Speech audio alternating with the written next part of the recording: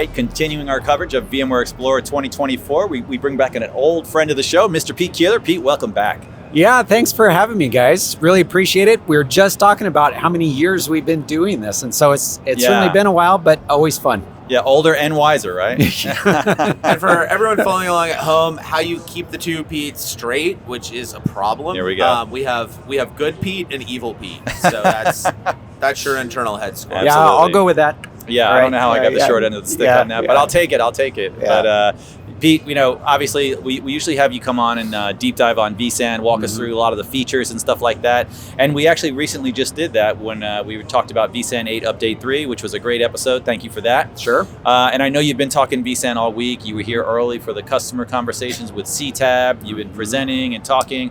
Before we even dive into specifics, how has your week been so far with customers? Oh, it's been really good. What we've seen is a lot of interest with vSAN in particular because they know it's software that they already have. Yeah. So they're looking at figuring out a way to really use it in their environment. And that's, I think, one of the benefits of some of the recent changes that we've made from a packaging perspective. And they see the benefit there, so they're just trying to learn more. And so sometimes many of the questions that we get have been focused on things like networking. How do they make this work in their environment? And so John and I have been fielding a lot of questions on networking. Really? It's it's one of those things of historically, if you're a storage person, you probably worked in at some point in fiber channel, and you're like, Ethernet, that's for the storage peasants or something, low end 1 gig iSCSI back in the day. But it is interesting seeing that Ethernet is very much grown up and a very, very mature platform. You can do RDMA, you can do all these things.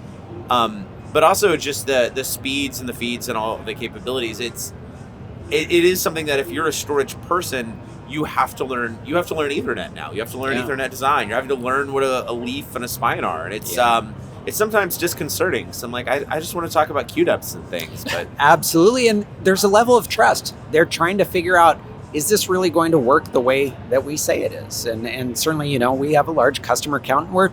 And we see, John and I certainly see all kinds of situations, all types of configurations, and we do know what works and what doesn't. And so that's some of the fun here when we're meeting with customers and they're asking questions.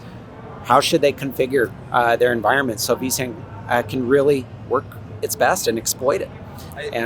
I love some of the content from our session that you put together because it was, obviously what to do, but it also was. It also kind of showed it was rooted in the opposite of what not to do. And what was the name of the session? I was going to say I'll let Pete deliver the full name here. Okay. Oh gosh, what was it? Something vSAN. Pete, we're 3 days in, man. We're 3 days in, but it was a 90-minute tutorial on what to do and maybe what not to do in vSAN. But it was an operations focus. Yeah. And I think the audience really appreciated it because we were really trying to give the practical advice on what they should do and what they should not do. And one of the things I think that has also come up since the introduction of our sort of storage-only solution known as vSAN Max that was introduced late last year. Yeah. This also introduces some questions on saying, well, how do I make this work in my environment? How should I rack up those servers? Should they be spread across multiple racks or should they live in a single rack? And how do I introduce it into an environment? So we have a lot of different things that I think are good signs from our customers where they've gotten beyond the value pitch. They understand the value. Now they're saying, okay, if I want to try this out, how am I going to do it? Yeah, and I'll certainly leave links in the episode of this podcast, both on the show notes, but also in the video. But maybe just give me a quick synopsis of what should I do, and then possibly what should we not be doing? Yeah, most certainly. So I think when in terms of networking in general, we have to understand that when you have a vSAN cluster, your Ethernet switches are the storage fabric.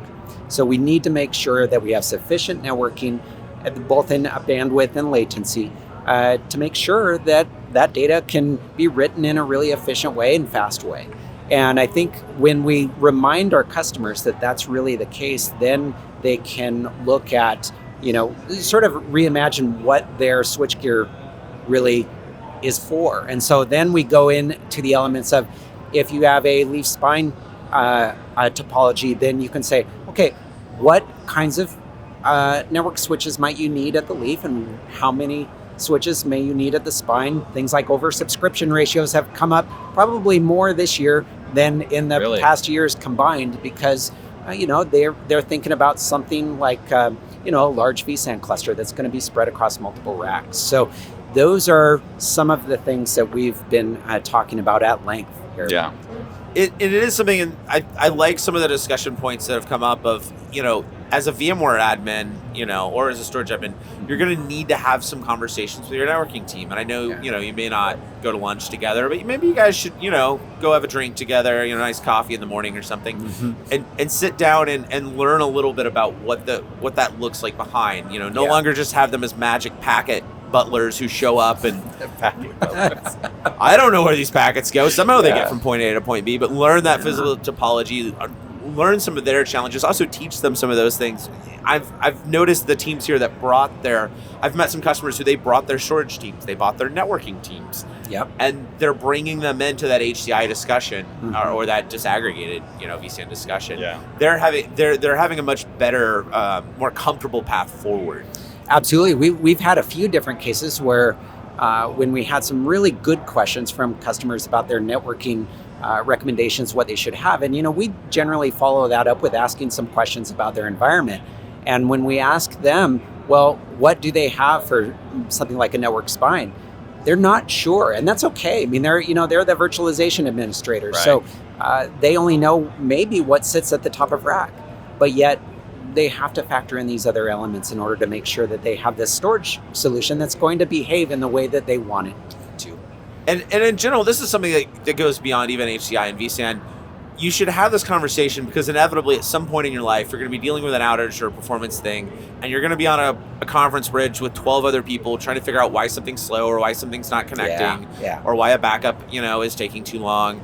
And it's much better to have a visual map of what's going on in your data center for moving those packets back and forth and moving that data or that storage around, or how the data flows to your backup system, for instance, or the restore path.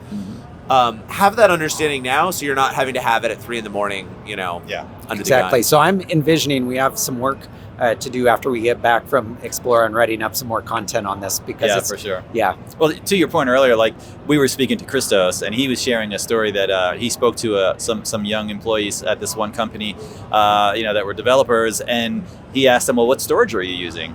And the response was, we're using MySQL or something to that effect, but like no real concept of what the underlying storage is. They threw out one relational database, they threw out a NoSQL. And it's NoSQL, that's what it was. Like, but no, it's the storage. And he's like, this is my dial tone. What's under it, Yeah, I remember that podcast, in fact, and that was it was really interesting to hear him say that, because it's very illuminating on the perception that somebody has about what their environment is. As we build these more complicated apps, I mean, it used to be, you had a little Foxit Pro database, or like you had a web server and like SQL Express Edition on the same box, and so mapping the connectivity was pretty boring and simple.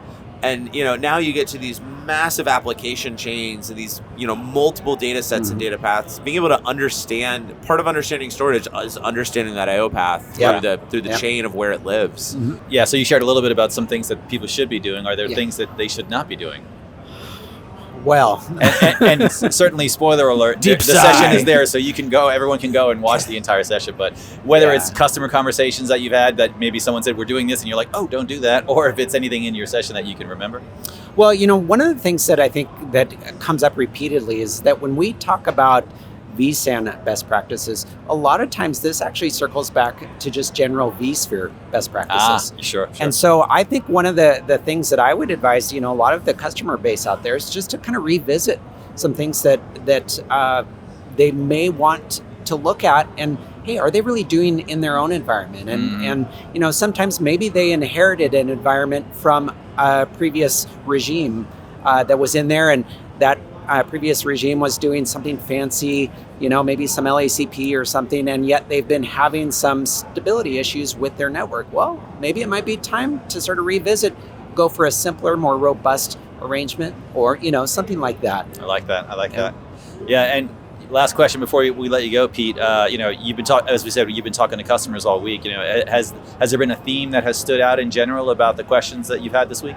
Yeah, so there perhaps the most interest for vSAN ESA has been how we're exploiting the new snapshot engine within ESA, and that's really through vSAN data protection. Yeah. That is, I think, the single most interesting story for many of our customers, because now we're able to provide a mechanism where they can just schedule some snapshots. The system's going to take care of how frequent they're going to be taken, how long they're going to remain. You can set that, and so you have this sort of set it and forget it approach, which is maybe something that they always thought that snapshots should be, right? But they are now, and it's just built right in to the product. So that's been the thing that's been really resonating with customers. Yeah, there's a demo at the booth that I actually still need to personally go upload to YouTube because it's my demo on this. But most of the conversations on it have been the data protection side, but it is also interesting. I've had a couple around the copy data management capabilities that are built into that. Yeah, it's so flexible when you think about how you could take advantage of it in your infrastructure. So one of the first questions we had after we were sort of showcasing some of it was, well, wait a minute, I already have my 3-2-1 protection strategy in my environment. And you go, yeah, that's great. You can use this to augment that. Yeah. Because we know things like, maybe your traditional backup approach was fetching it from the target that you had and bringing it back up online, re-registering it, all that sort of thing. But with vSAN data protection, you can simply revert that snapshot, or even recover a snapshot from a VM that no longer exists on the vCenter server, which is something that we've never been able to do in the deleting past. the VM deleted the snapshot, yes, which exactly. was problematic from a data protection workflow design. Yeah. So are you saying we're putting this age-old debate to rest, that snapshots are backups? Is that what I'm hearing today? They can certainly provide that foundation for protection. And, wow. and yeah. So, we've certainly been announcing some new and interesting things with regards to VCF9. And, one of those is sort of the portability of those snapshots to another location. And that is... And that's a backup. When you take a snap and you move it somewhere else, that's a backup piece. And that's... And the beauty of that is that we're really taking full advantage of that underlying really efficient infrastructure and ESA in order to achieve that. So it's really fantastic. Very good, Pete. Well said. We'll leave it at that. Great week this week. I'm looking forward to seeing your sessions online, and as always, it's great seeing you in person. Hope you enjoy the rest of your Explore. Yeah, thanks, guys.